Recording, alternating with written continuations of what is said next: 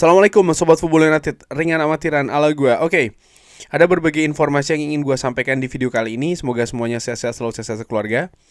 Dan sumber utamanya adalah dari jurnalis Jacobs Band ya. Dimana Jacobs Band ini dalam apa ini ya, podcast memberikan berbagai informasi dan juga update yang ada kaitannya tentu saja dengan Manchester United. Nah, gua ingin mulai dulu dari apa yang disebutkan oleh Jacobs Band terkait dengan keadaan sayap ya. Jadi Manchester United saat ini melihat Iliman Ndiaye, kalau dia tidak menandatangani kontrak baru dengan Everton, Manchester United ada kemungkinan melakukan pergerakan nih untuk mendatangkan Iliman Ndiaye dan juga Matías Fernandes Padro sebagai opsi di sayap kiri, pemain yang saat ini membela klub Prancis Lille ya. Tapi kalau menurut gue yang lebih menarik adalah nama dari Iliman Ndiaye, karena Iliman Ndiaye bersama dengan Everton punya pengalaman di Premier League, dan menurut gue musim lalu merupakan musim yang juga bagus bagi pemain Everton yang bernomor punggung 10 ini ya. Dan juga dinilai menurut gue bisa memperkaya sekaligus juga menambah kualitas dari sayap serang Manchester United, utamanya sebelah kiri.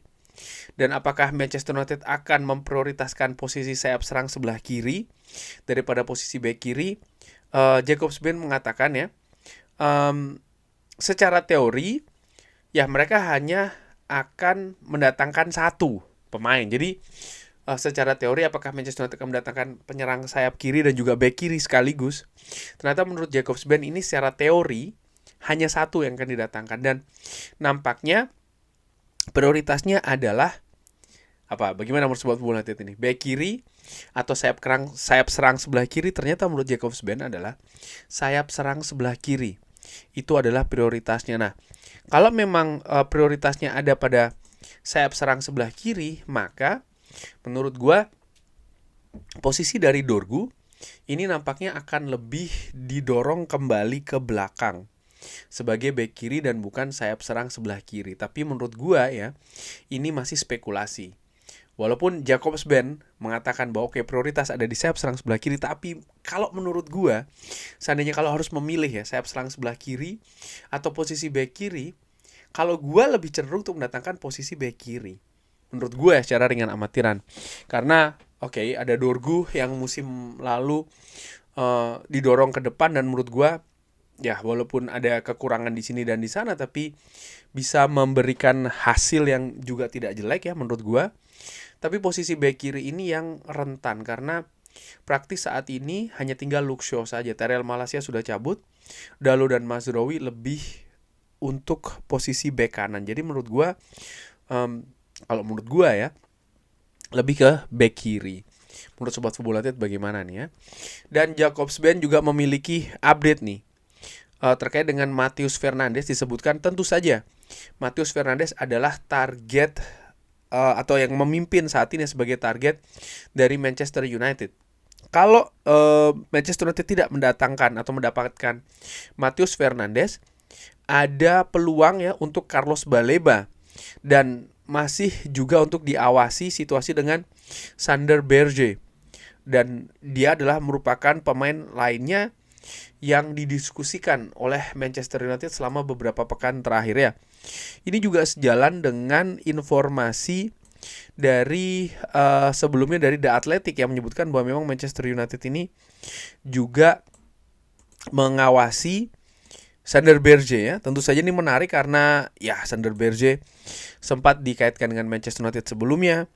Tapi bagaimana dari sisi usia, ya dia berbeda dengan profil-profil lainnya. Tapi apakah memang Manchester United akan bergerak betul nih untuk mendatangkan Sander Berge, ini juga menarik.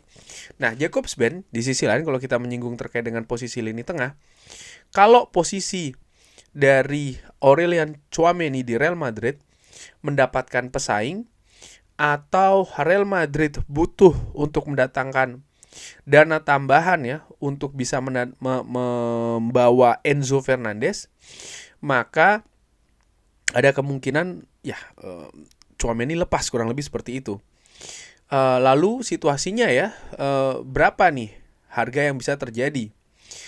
Diperkirakan sekitar 70 juta pounds ya.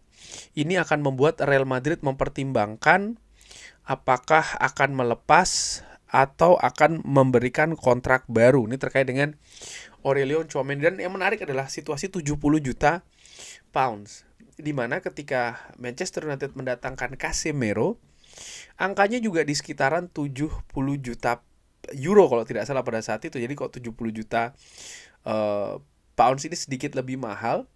Tapi ya dari usia yang lebih muda pada saat Manchester United mendatangkan Casemiro dibanding dengan usia dari Tchouaméni saat ini, menurut gue sangat wajar harganya agak sedikit lebih mahal.